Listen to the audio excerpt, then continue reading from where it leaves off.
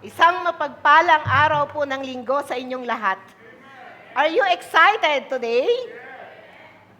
Naramdaman niyo ba ang pag-ibig ng Diyos sa ating pagsamba? Alam po niyo, yung everlasting love of God, kailan po hindi mawawala. Andiyan po yung assurance ng pag-ibig ng Diyos sa iyo at sa akin. Do you believe? Do you believe that? Amen. Okay? Bago po tayo magsimula, let's have a declaration of faith. Tayo pong lahat ay tumayo at kung tayo may Biblia, itaas po natin ang ating Biblia. Kung tayo ay may app sa cellphone, doon natin binabasa ang Word of God, itaas po natin ang ating mga cellphone. And let's have a declaration of faith. With all of your heart, believing in God's Word, declare what God says you are. Sabihin po natin ang sabay-sabay, mga kapatid. Okay, I'm holding my Bible. Yan. I am what the Word of God says I am. I am what the Word of God says I can be. I am redeemed by the Lord Jesus. I belong to God. I am healed. I am prosperous. I am the lender and never the borrower. My mind is renewed by the things of God. I am God's masterpiece. My name is written in His book. I am covered by His most precious blood. I am the child of the Most High God. I am more than conquerors. I am the victor and never the victim. Do you believe that in your heart? Have faith. Have faith on what the Word of God says you are. Because God's Word never fails. And as you believe, it shall be done to you. Amen po? Okay, makakaupo na po tayo mga kapatid. Yan.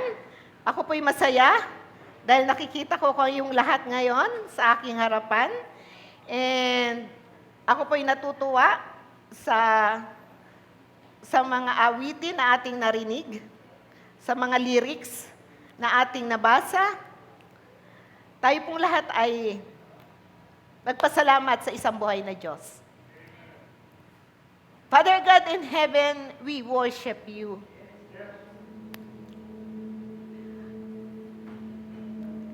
Kulang ang lahat ng salita, Panginoon, upang kayo ay itaas, upang kayo ay itanghal, luwalhatiin, pasalamatan, kilalanin. Lord, you are worthy, God. You are worthy of all our praises, of every adoration that comes out sa aming mga labi. Karapat dapat ka, isang buhay, mabuti at dakilang Panginoon. Salamat po, salamat po. Lord, sa oras na to, simula pa lang po ng aming gawain, naramdaman ka namin, binisita mo kami. And Lord, dalangin ko sa aking puso that you connect to your people. Let your spirit connect to their spirit. Let your heart connect in my heart to their heart. Let the power of your word and let the revelation of your word, Panginoon, be understood, Panginoon, sa umagang ito. Lord, kayo ang magturo. Kayo ang magturo, kayo ang magpahayag. This is your service, Father. I'm just your servant, willing to hear and to obey. Father God, sa apat na sulok ng lugar na to, lukuban mo to ng iyong banal na dugo.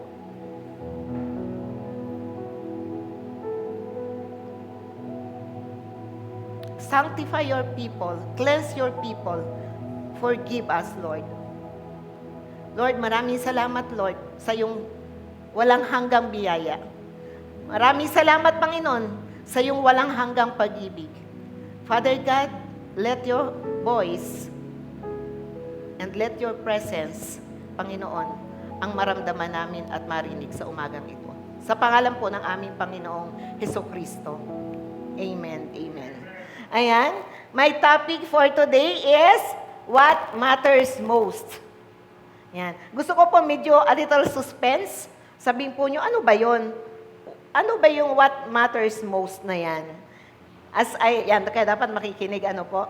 Para sa huli malaman natin, yung pala yon. Yung pala yon. Sabi kanina sa awitin, Christ is enough for me. Sabi doon, I like this lyric, sabi doon, there is nothing, yan, magsasalamin na po, there is nothing in this world that will truly satisfy. There is nothing, no one, nothing in this world that can truly satisfy us. There is always that vacuum in our heart that is always longing for God, wanting God, that si God lang yung pwedeng makapuno. Yan sa vacuum na yan sa mga puso natin. There is nothing in this world that will truly satisfy. Dalawang account po sa Bible, sa Luke ang ating tatalakayin. Luke 2:41 to 45 and Luke 10:38 to 42. Yan. Pinipilit ko po na maigsi lang ang aking message tuwing tatayo ako dito sa harapan na to kasi meron pa po tayong Last Supper for today. Ayan, tanong. Yan, nagtatanong po lagi ako. Natatandaan niyo po ba kung anong dahilan at nung nasa Jerusalem ang ating Panginoong Jesus with Mary and Joseph ay bigla siyang nawala. Bigla siyang nawala, hinanap siya ng kanyang ama at ina. Bigla siyang nawala. Bakit siya nawala? Bakit? Brother Nelson. Nagbabasa si Brother Nelson.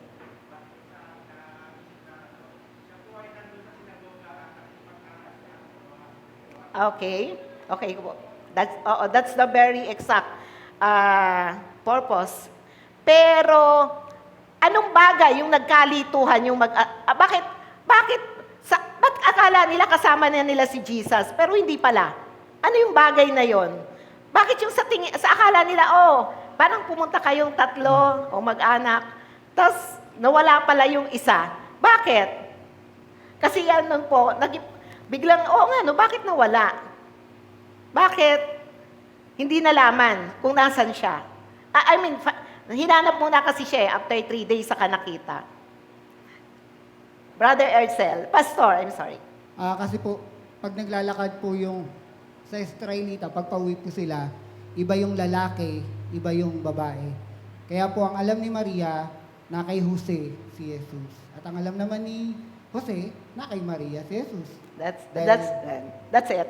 Ayan, yun po yun. Kasi po, naging pala isipan sa akin yun. And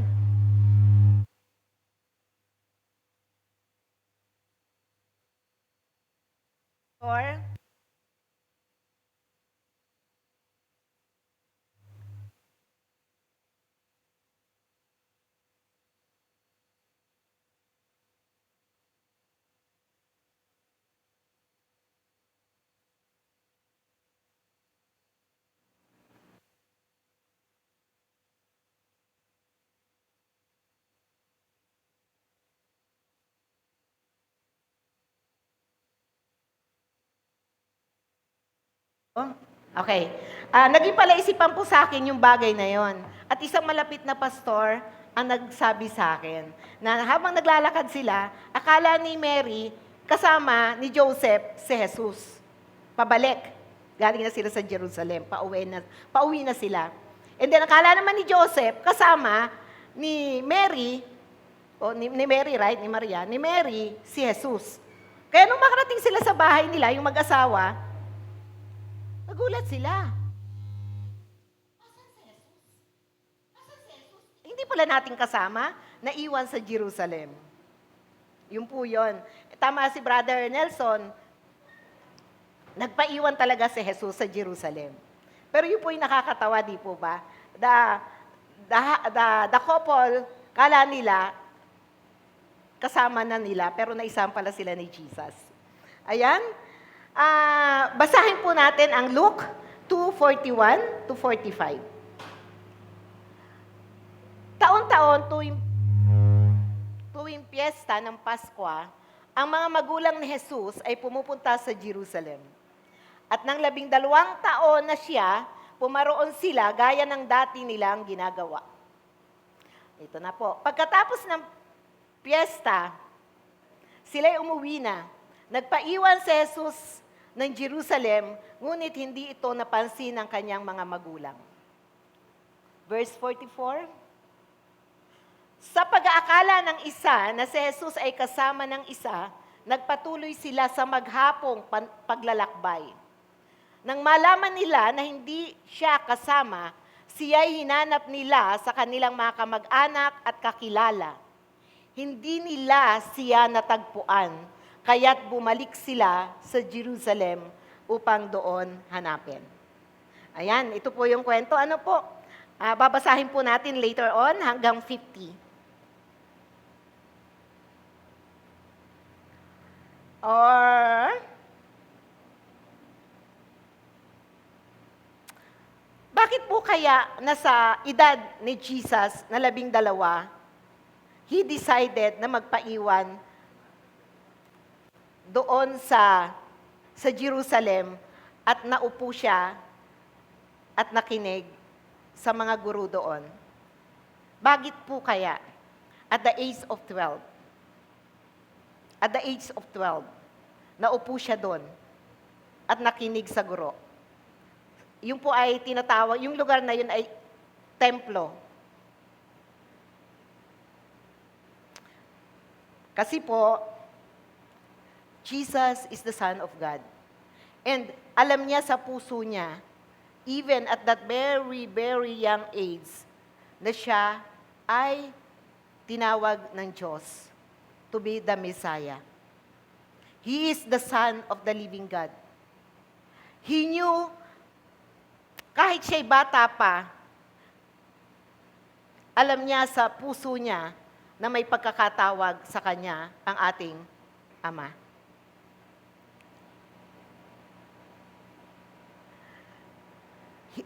Jesus knew that he had been anointed, that he has sent by God, that he is the one who had been sent from God to preach deliverance to the captives, to heal the sick, to cleanse men from their sins. He knew, Jesus knew it in his heart.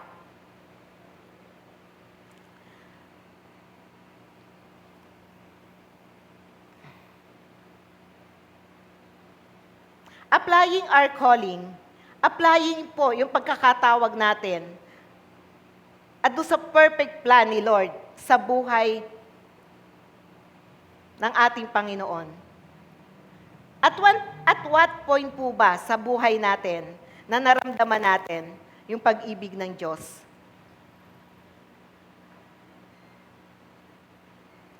Next. At what occasion po ba we discovered God's calling or divine commission sa life natin? Naramdaman po ba natin pareho to? Katulad po ni Jesus, age 12 pa lang siya, alam na niya God's purpose in his life. Alam na niya ang kanyang tatahakin at alam niya mahal siya ng Diyos. Tayo po sa buhay natin, mga kapatid. After nating maramdaman God's unfailing love, anong pagkakataon sa buhay natin? Anong panahon natin naramdaman yung tawag ng Diyos sa ating mga buhay, na tayo ay may mahalagang papel na gagampanan sa kanyang kaharian. Naramdaman po ba nyo yon? Sino po ang nakaramdam ng ganun bilang anak ng Diyos? Ha? Amen? Amen? Thank you. 2, 3. Ha? Naramdaman po ba natin? I know, bilang anak ng Diyos, sabi ko nga, yung Espiritu ng Diyos, kumukonect sa Espiritu mo. Kasi, we are spirit. We are spirit being. Itong physical na to, mawawala ito one day. And yung Espiritu natin, siyang maiiwan, babalik sa Diyos. And I know in my heart, God is always connecting to our spirit. Always revealing things through our spirit. Always giving instruction, direction through our spirit. God is spirit and we are created in His image, in His likeness. Amen po ba doon, mga kapatid? Okay. So, may kadugsong pa po yan. Number 3 question, hindi ko na po nalagay dyan, kaninang maga ko lang naisip, o after magawa yung PowerPoint kagabi. And since we discovered na mahal tayo ng Diyos, may tawag siya sa atin, may gusto siyang ipagawa sa atin. Number 3 question, how we respond to God's appointment as God's masterpiece, as God's child, as God's representative, God's ambassador here on earth. How do we respond? Ikaw ay tinawag ng Lord. Ikaw ay tinawag ni Lord. May magandang plano si Lord sa buhay mo.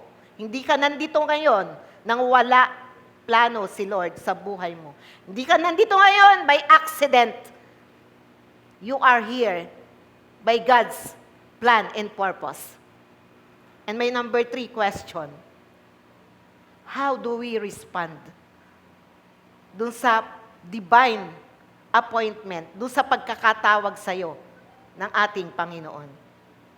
Because we are God's representative here in the dying world. We are God's ambassador here on earth. Ambassador, hindi lang dito sa Pilipinas, pwedeng sa ibang lugar. Amen po ba? Kaya nilakihan ko po, hindi lang representative, ambassador. And number 4, we are chosen people. Alam po natin yan. And we knew God's sacrifice for our redemption, for our salvation. Tayo po kaya, bilang mga anak niya, hanggang saan na po nakarating? Hanggang saan na po ang naabot ng ating pagtitiwala, pagmamahal sa ating Panginoon? Kanina po, how do we respond? And ngayon po, since we responded, I knew, bawat isa po sa atin na-convict ng pagmamahal ng Diyos at may ginagawa bawat isa para mag-respond doon sa divine call ng God bilang anak niya. That we became a channel of blessing, that we share Jesus to others, hindi lang through words, sa ating mga buhay. Hanggang saan na po yung sacrifices na nagawa natin for God? Tayo lang po ang makakasagot niyan. Ipagpatuloy po natin ang pagbabasa sa verse 46. So alam natin na wala si Jesus. So hinanap ni Mary and ni Joseph sa mga kakilala, hindi makita, bumalik sila sa Jerusalem.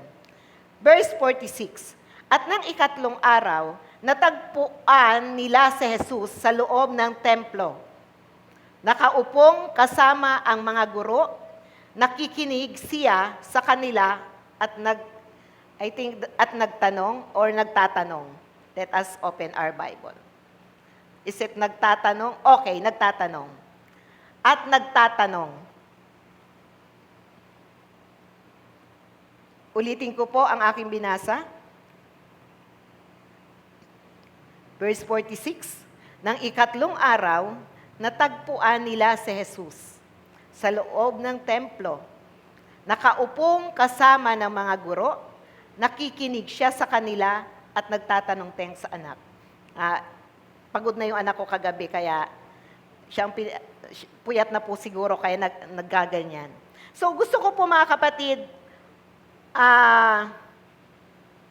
kung may tatandaan tayo dito sa message ko for today, this verse 46. It relates to my title. Nakaupong kasama ng mga guro, nakikinig siya sa kanila at nagtatanong.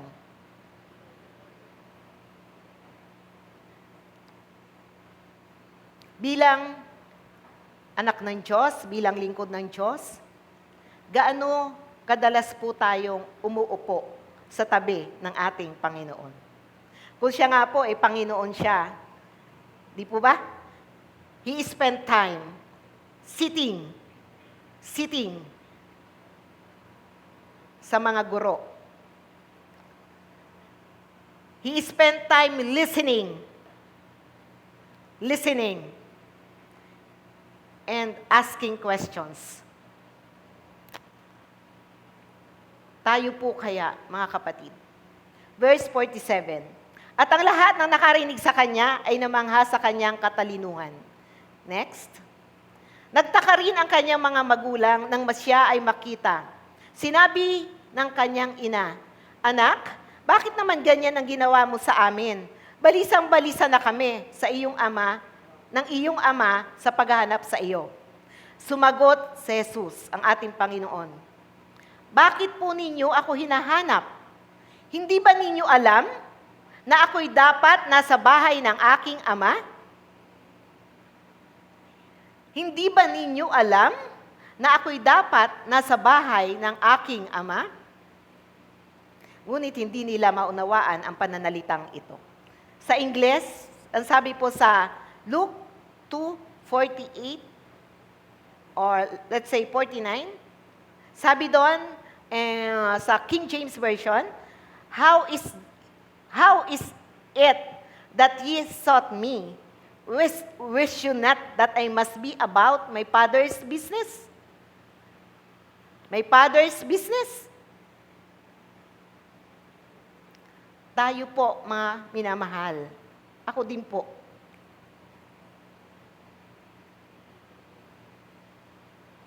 How I am doing,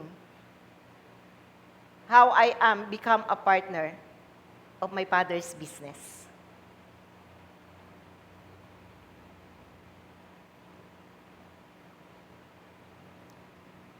Next. From the time we receive God's call, itinuring po niya tayo na mga anak, ginawang tagapagmana. Since that time, how are we committed doing Father's business? Being God's fellow workers. Di ba tinawag po tayong fellow workers ng Panginoon? Since tayo po ay kamanggagawa ng Panginoon, are we doing the Father's business?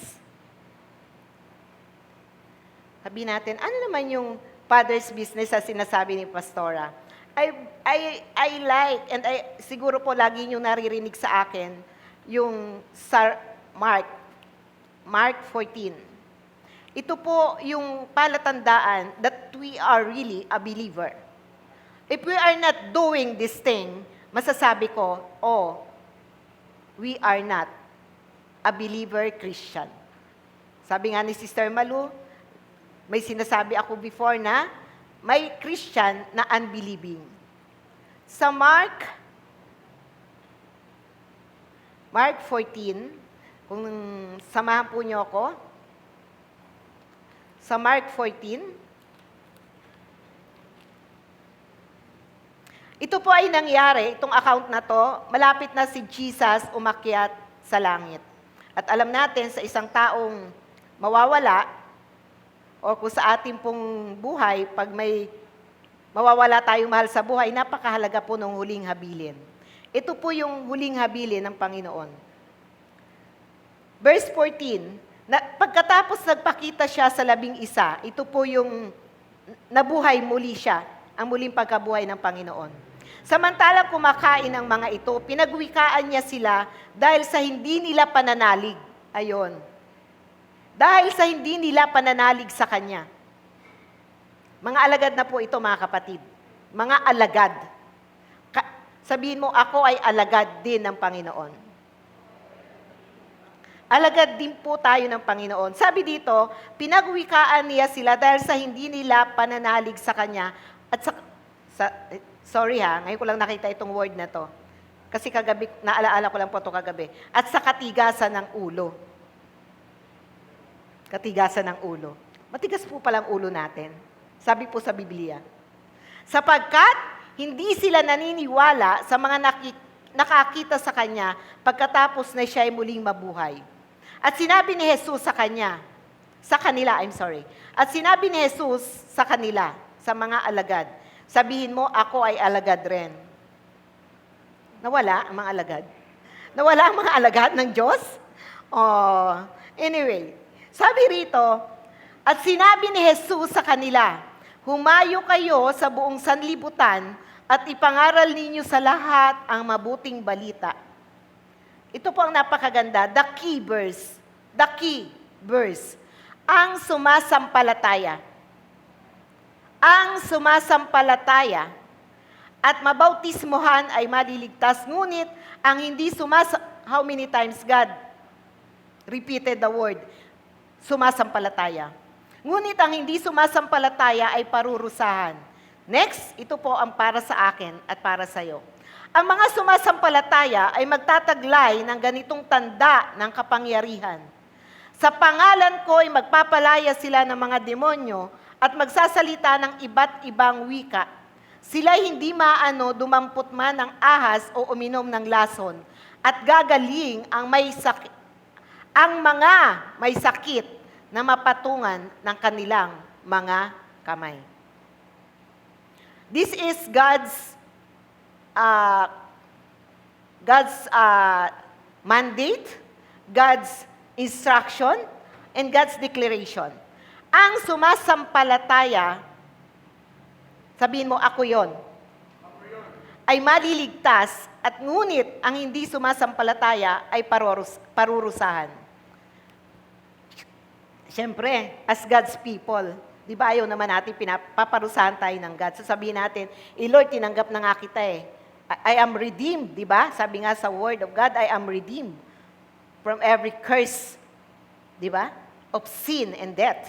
Parurusahan ako. That's why we are believing Christians. We are Christians. Christians means believer of the Lord Jesus Christ, believer of the Word. But here, napakahirap po bang gawin? Sabi dito, ang sumasampalataya ay magtataglay ng ganitong tanda ng kapangyarihan. We have the power. We have the capacity.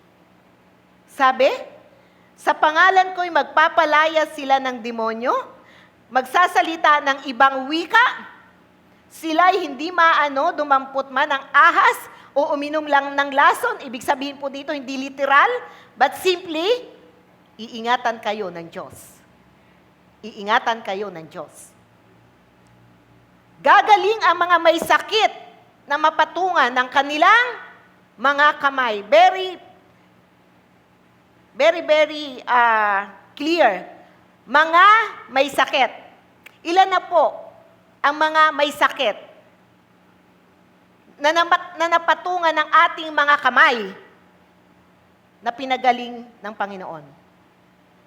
Meron na po ba?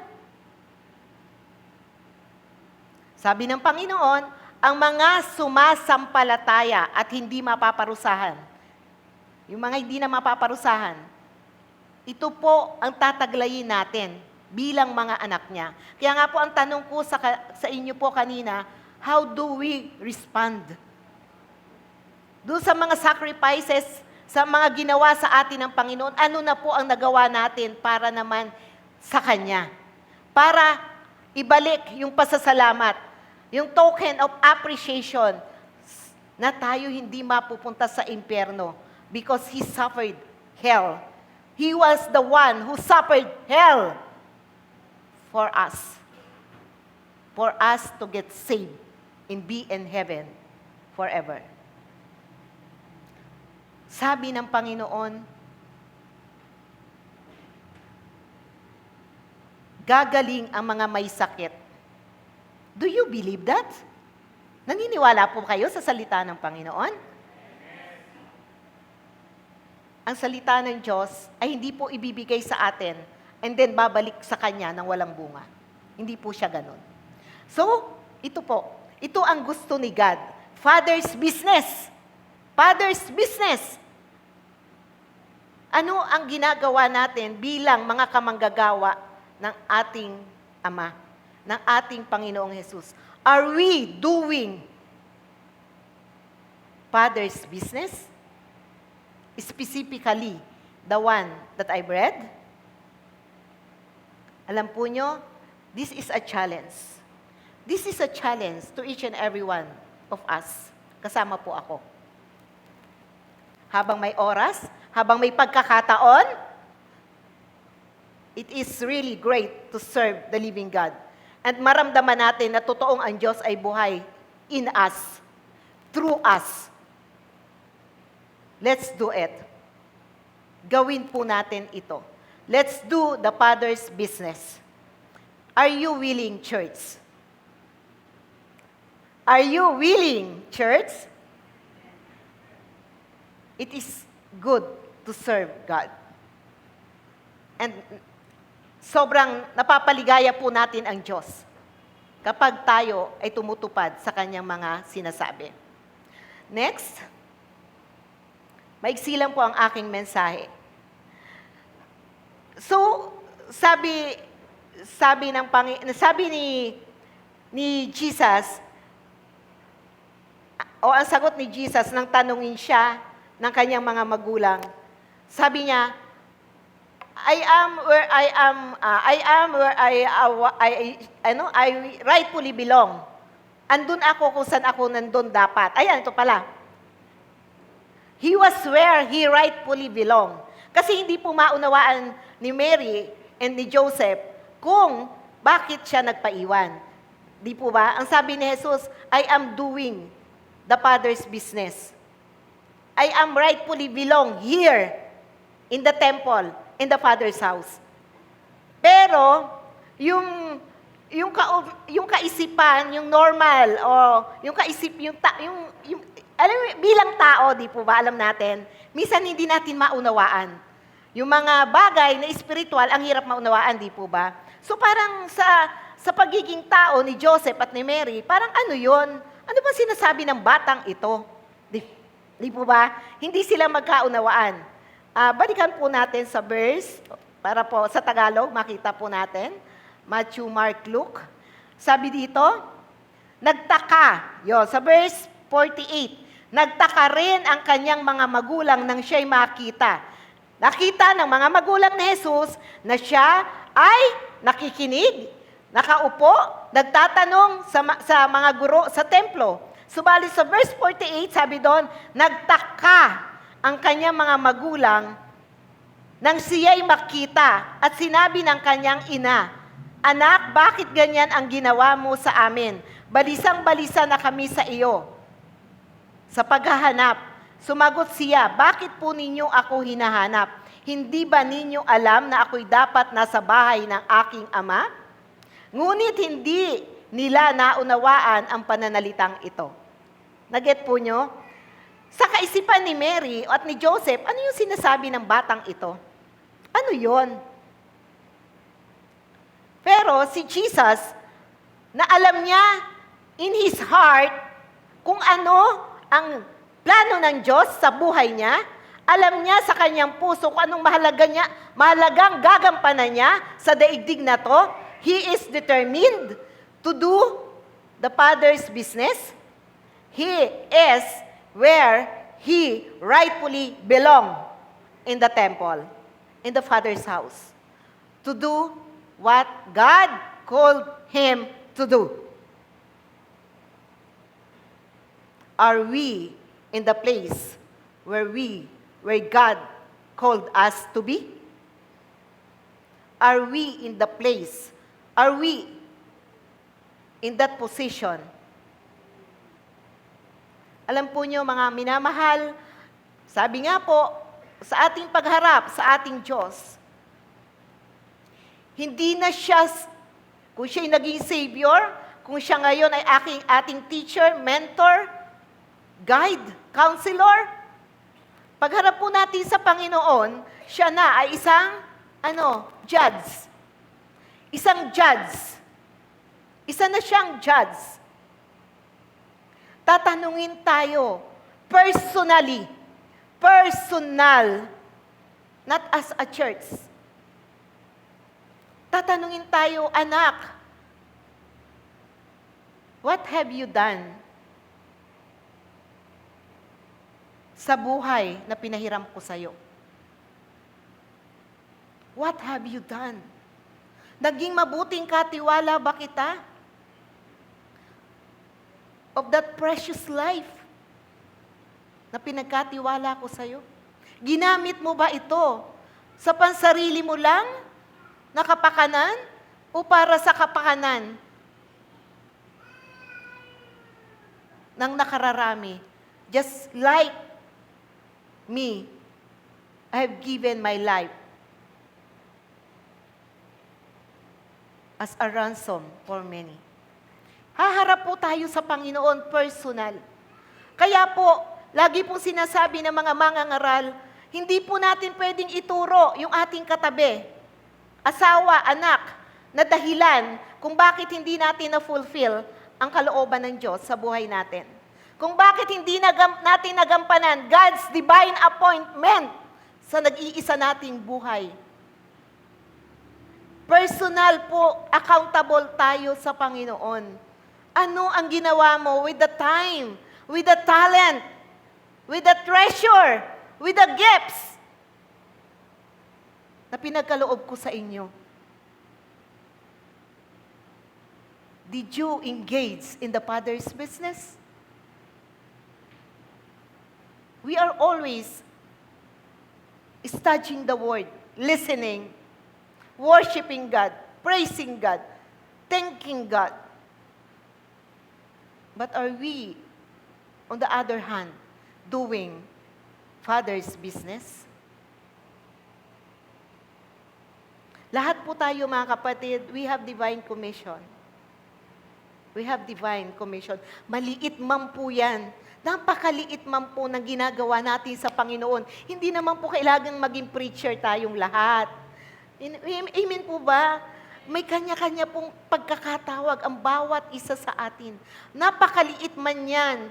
Pero naging matapat po tayo. At sa pagsunod natin, sa kalooban ng Lord sa buhay natin, we are trying to be good, to be nice, to be generous. Not only money ang pagiging generous, but our time, our heart, our understanding, our forgiveness, everything in us, we are trying to share it willfully. Church, God is a very loving, gracious God. Being His children, ibigay po natin ang lahat ng bagay na natanggap natin sa Kanya. Tayo po, binibigyan ng Diyos, pinagpapala, hindi para sa sarili natin, kundi upang ipamigay. Sabi nga, one hand to receive, one heart to receive, one mind to understand. So, ipamigay po natin on the other hand. Next. Okay?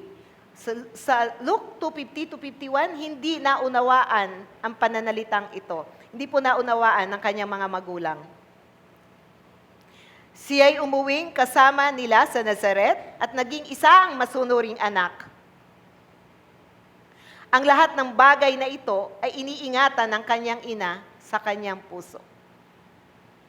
Isang masunuring anak. Isang masunuring anak. I've realized this. Ma-realize din po sana natin to.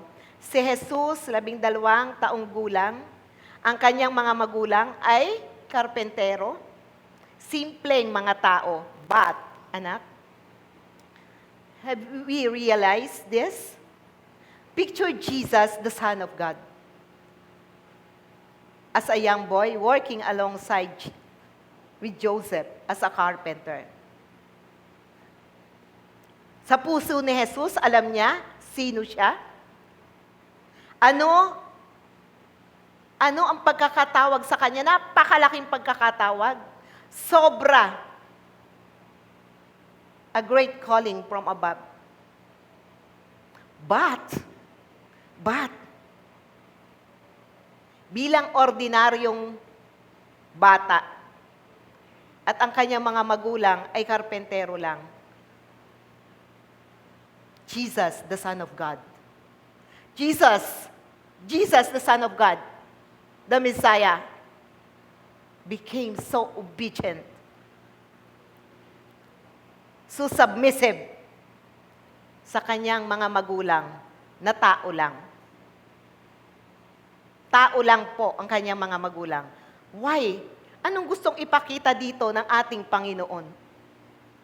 Anong gustong ipakita ng ating Panginoon? Na si Jesus, the Son of God, ang kanyang mga magulang ay karpentero, simpleng tao. Pero sabi doon sa ating binasa sa Luke 2:51, if I'm not mistaken, naging masunuring anak. Naging masunuring anak. Jesus is our model. Jesus is our example or perfect humility of having obedient heart. Amen po ba? Nakita po nyo? Ha? Kaya mga anak, baka pag kayo ay nagkameron na ng PhD, MMD, kung anong HD yan, hindi nyo na igalang ang inyong magulang. Yun lang naman po yung nakita ko. Ha? Baka yung mga anak, pag nagsipag-aral na, naging matalino, malayo ang narating.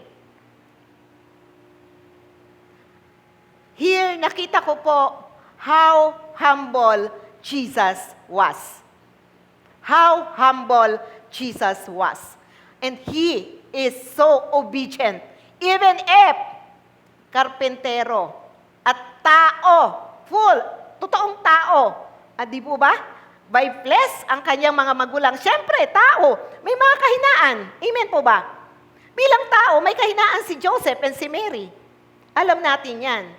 Pero, si Jesus, na alam niya siya anak ng Diyos, completely submissive po si Jesus. So, another tip, mga minamahal, be submissive to the authority that God had given you. I'm sorry, ako po ang nagsasalita nito. One day, hindi na po ako nandito. Pwede po, di ba? Iba na po ang nakatayo dito. One day, I know that.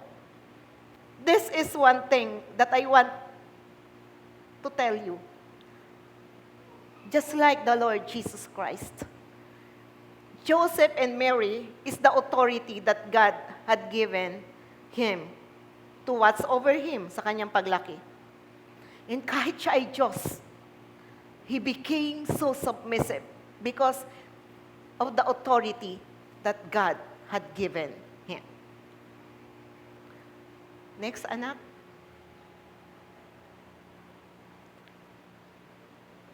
He remained in subjection. He remained in subjection. Even siya po ay Diyos, He remained under the authority of Mary and Joseph. It was not until 18 years later that He began His public ministry. Jesus' life is a real example of humility. Nakita naman po natin yun sa Philippians 2. Di po ba? Sa Philippians 2. Jesus, the Son of God. Di ba?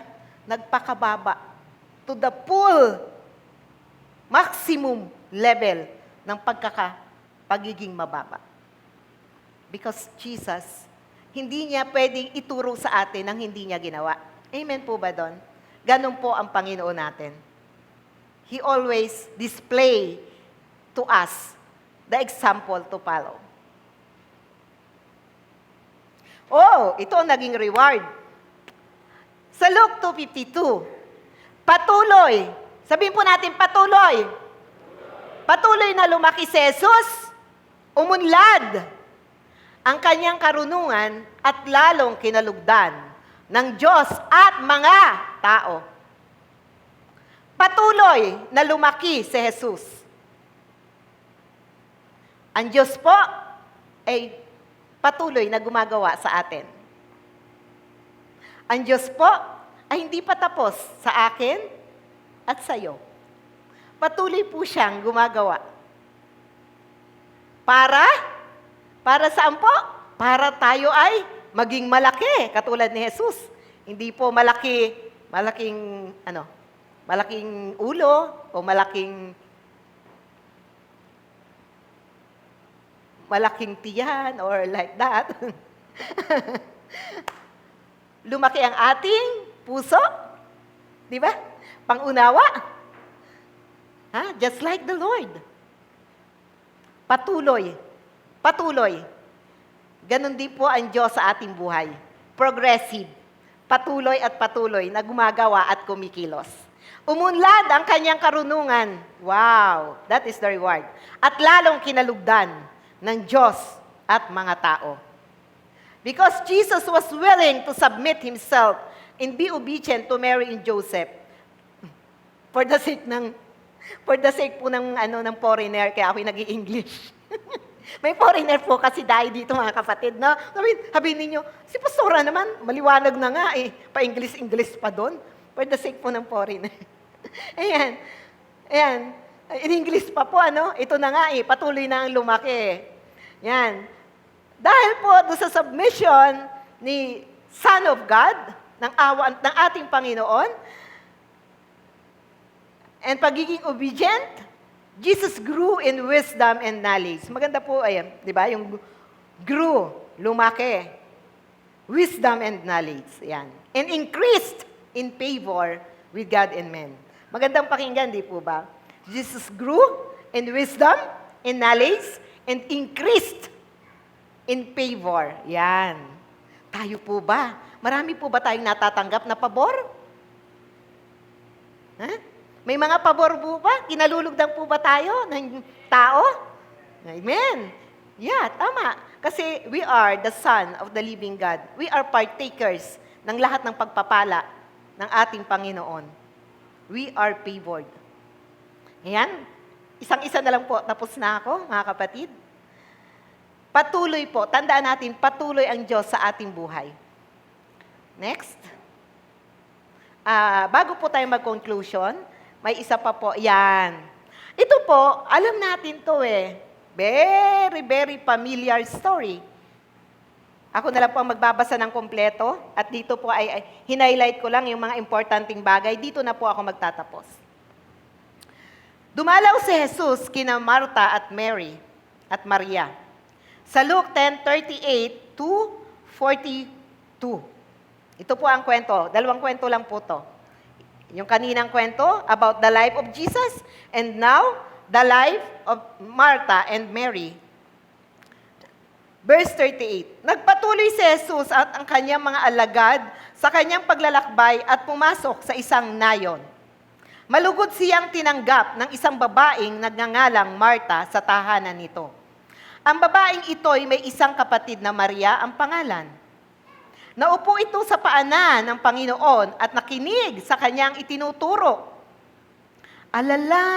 Alala si Martha sapagkat kulang ang kanyang katawan sa paghahanda. Kaya't lumapit siya kay Jesus at ang wika, Panginoon, sabihin nga po ninyo sa kapatid kong tulungan naman ako. Verse 41. Ngunit sinagot siya ng Panginoon, Marta, Marta, naliligalig ka at abalang-abala sa maraming bagay. Ngunit isa lamang ang talagang kailangan. Pinili ni Maria ang lalong mabuti at ito'y hindi aalisin sa kanya. Sa Lucas 2, nakita natin si Jesus sitting at the feet of the teachers. Jesus listening, studying, asking questions. And here, kung ginawa yun ni Jesus, our model, now, in this picture, nakita natin, sa kanya naman nakaupo. Sa kanyang paanan naman nakaupo. Nakita nyo? Si Mary. Anong ginagawa ni Mary? Ay di ko anong ginawa din ni Jesus. Nakikinig si Mary. Sabi dito, naupo ito sa paanan ng Panginoon at nakikinig sa kanyang itinuturo. Di ba ganun din po ang ginawa ng ating Panginoon nang siya ay nasa templo? Siya ay naupo, siya ay nakikinig at nagtatanong. Ngayon, ginagawa rin po ng mga taong ito na pinili niya. Sabi dito, dumalaw si Jesus kina Marta at Mary. Ang babaeng ito'y may isang kapatid na Maria ang pangalan na upo sa paanan ng Panginoon at nakinig. Then, nagreklamo si Marta. Sabi ni Marta, alalang-alala. Labi dito sa verse 40, alalang-alala si Marta sapagkat kulang ang kanyang katawan sa paghahanda ng pagkain kay Jesus. Kaya't lumapit siya at ang wika, Panginoon, sabihin po ninyo sa kapatid kong tulungan naman ako. Busy-busy siya. Di ko alam kung niluluto niya imbutido, ano ba yan, mais con yelo, ano yung mga niluluto ni Sir Mian sa likod. Ayan, nagluluto ng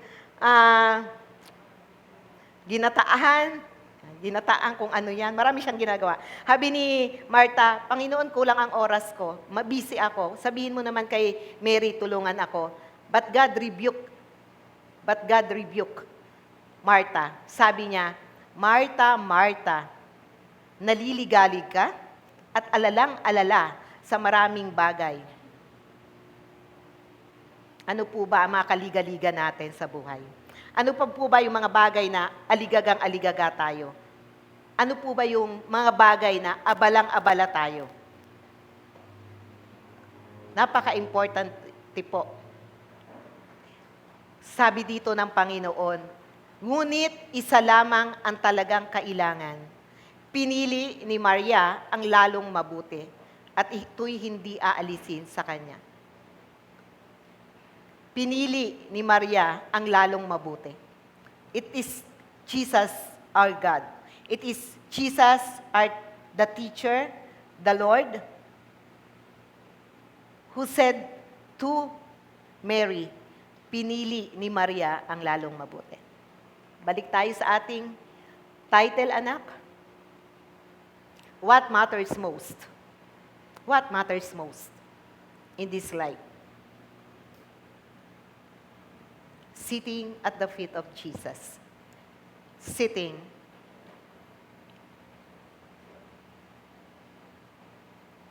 Anumang kabagabagan, anumang pag-aalala, anumang takot, anumang bagay yan. Telling you, church, napakaingay ng mundo. Napakaingay ng mundo. Kung napapansin po niyo si Jesus Christ, lagi siyang nagwi-withdraw from the crowd. Jesus always withdrew, umaalis sa karamihan ng tao. Sa Mark, nakita ko po, Mark, is it, I don't know where I wrote. Kanina po may mga verses ako sinulat sa Mark, sa Matthew. Hindi ko na po nilagay sa aking PowerPoint. Sabi doon, Jesus withdrew from the crowd. Sa account po yun ng Matthew 17. Sa Mark, Sabi po doon, si Jesus ay nag-iisang nanalangin. Sa Mark pa rin, sabi doon, si Jesus ay mag-isang pumunta sa tabi ng lawa. Gusto niya nag-iisa lang. May account doon na pinuntahan ng mga alagad ng mag-isang nananalangin si Jesus sa lawa ng Galilea. Maingay ang mundo. Magulo. Sitting at the feet of the Lord Jesus Christ matters most. Sa presensya po ng Diyos, andun ang kapayapaan, andun ang kalakasan, andun ang kagalakan. Amen po ba? What matters most in your life? Alalang-alala ka? Maraming bagay ang gumugulo sa'yo. Nagbibigay ng takot at pangamba sa'yo. Sabi sa awiting kanina, only Jesus can satisfy. Only Jesus can satisfy. There is nothing in this world that will truly satisfy except the Lord Jesus Christ. In my conclusion, napakaigsi po nito.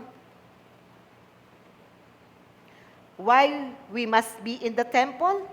Why should we sit at the feet of Jesus? To nourish or provide food for our spirit.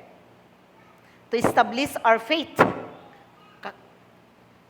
Alam po natin na ang pananampalataya, yung tunay na pananampalataya, pagsunod sa salita ng Diyos, ay bunga ng pakikinig at pakikinig ng salita ng Diyos. To deepen our relationship to God.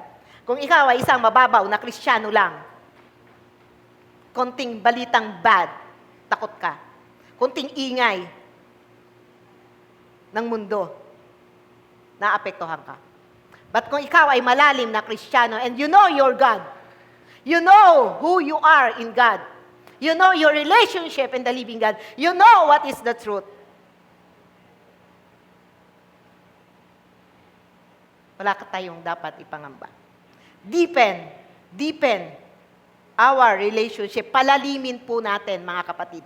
Palalimin natin. Minsan daw yung tahimik na tao, malalim. Pero yung maingay na tao, ano? Yung maingay na tao. Okay. Pero yung tahimik, malalim. Mga kapatid, maging malalim na Kristiyano tayo. That's my challenge to each and every one of you. To strengthen our spiritual life, to grow and be fruitful. Yan, ito po yung mga dapat nating gawin sa ating pamumuhay Kristiyano. Ito po yung product, sitting at the feet of Jesus. John 15:5, anak, panghuling verse, sabi dito, ako ang puno ng ubas, kayo ang mga sanga. Ang nananatili sa akin, at ako sa Kanya, ang siyang mamumunga ng sagana, sapagkat wala kayong magagawa kung kayo'y hiwalay sa akin. Continue abiding in the Word of God, abiding in God, abiding in the love of God. Let us all pray. Father God, you are so loving. Wala po kaming masasabi, kundi you are the God who is more than enough for us. Your love truly satisfies us. Your presence, God, removes all questions in our heart, in our mind. Ito po ang iyong presensya, Panginoon, nagbibigay sa amin ng tranquility sa aming puso, kaisipan. Panginoon,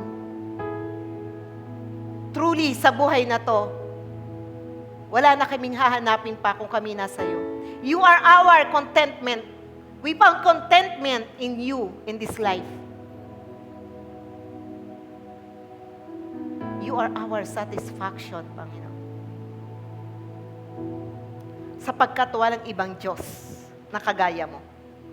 Walang ibang Diyos na maihahambing sa'yo sapagkat wala kang katulad. Nag-iisa ka, Panginoon. Nag-iisa ka. God, sa puso po ng aking mga kapatid, sa puso ko, lagi pong nandun yung assurance ng yung unending, everlasting, unconditional love. Panatilihin mo, Panginoon. Panatilihin mo na yung puso namin ay established, firm and secured sa pag-ibig mo. Lord, salamat po that you connect to the spirit of your people, that your heart is continually connecting in every heart and every mind ng iyong mga anak. Continue to connect, to speak, and to work sa buhay po naming lahat. At sa final day, Panginoon, malugod ka po sa aming mga buhay. Sapagkat hindi lang kayo, Panginoon, ang minahal at pinagtiwalaan namin, kundi katulad po ng sinabi mo sa iyong salita,